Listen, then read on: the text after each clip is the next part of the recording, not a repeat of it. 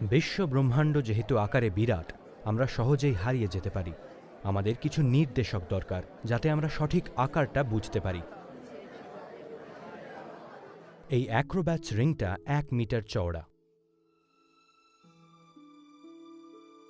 মানুষের এই বৃত্তটা 10 গুণ বড়, 10 মিটার চওড়া। 10-এর 1টা ঘাত বড়। এবার প্রতিটা ধাপে, প্রতিটা বৃত্তের সাথে আমরা ভেনিস থেকে 10 গুণ করে দূরে চলে যাচ্ছি, আর আমাদের দৃষ্টির ক্ষেত্র 10 গুণ করে বড় হয়ে যাচ্ছে। এই 100 মিটারের বৃত্ত সেন্ট মার্কসকে ঘিরে ফেলেছে, 1000 মিটার বা 1 কিলোমিটার শহরের মধ্যভাগটাকে। আমাদের গতি বৃদ্ধির সাথে 10-এর 4টে ঘাত ভেনিসের সমস্ত দ্বীপগুলোকে, এড্রিয়াটিক সাগর এবং উত্তর ইটালির মেইনল্যান্ডকে ঘিরে ফেলেছে।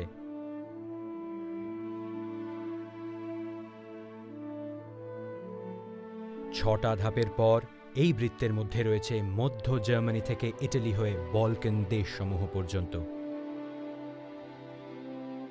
অল্প সময়েই আমরা দেখতে পাই মহাকাশের পটে আমাদের সমগ্র গ্রহ, আমাদের বাসস্থান।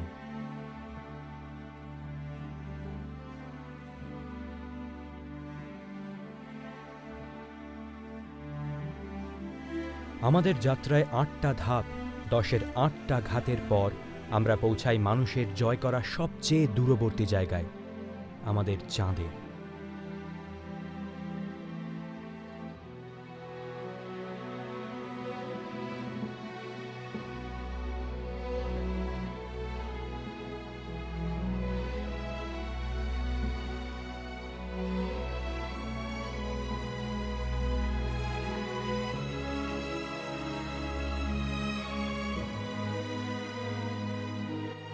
সূর্যের 9টা গ্রহ সূর্যের চারিদিকে যে পথ ধরে ঘোরে, সেগুলো কল্পনা করে দেখলে শুরু থেকে 14টা ধাপের পর সম্পূর্ণ সৌরমণ্ডল আমাদের সামনে ভেসে ওঠে।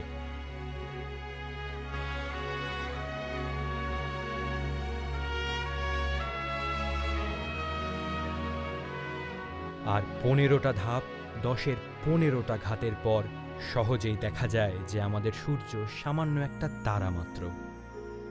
এরপর থেকে আমাদের অভিযানের মাপকাঠি হবে আলোকবর্ষ, মানে 1 বছরে আলো যতটা দূরত্ব অতিক্রম করে।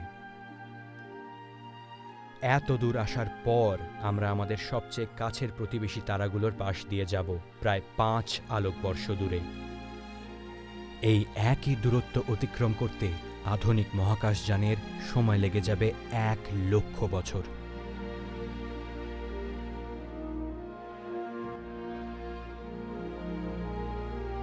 এই অনন্ত অন্ধকার অতিক্রম করে আমরা এখন বেরিয়ে এসেছি আমাদের সূর্যের নিকটবর্তী অঞ্চল থেকে, এসে পৌঁছেছি নক্ষত্রের এক বিরাট চরকির ধারে।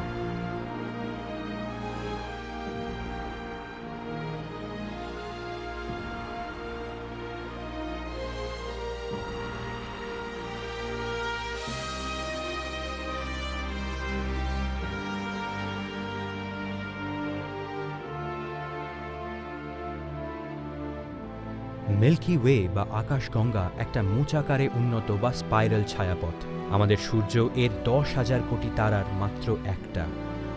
এই বিরাট মাপকাঠিতে 10-এর 23টা ঘাতে পৌঁছে প্রতিটা উজ্জ্বল বিন্দু কিন্তু তারা নয়, অসংখ্য তারা সম্পন্ন সমগ্র একটা ছায়াপথ বা গ্যালাক্সি। জ্যোতির্বিজ্ঞানীরা আবিষ্কার করেছেন যে এই ছায়াপথগুলো পরস্পরের থেকে দূরে সরে যাচ্ছে, ব্রহ্মাণ্ডের ক্রমাগত বিস্তার ঘটছে। আমাদের মিল্কি ওয়ে ছায়াপথ এবং অন্যান্য ছায়াপথগুলো মিলে বিরাট বিরাট আকারের গুচ্ছ বা ক্লাস্টার এবং সুপার ক্লাস্টার তৈরি করে, একটা কয়েকশো কোটি আলোকবর্ষ চওড়া।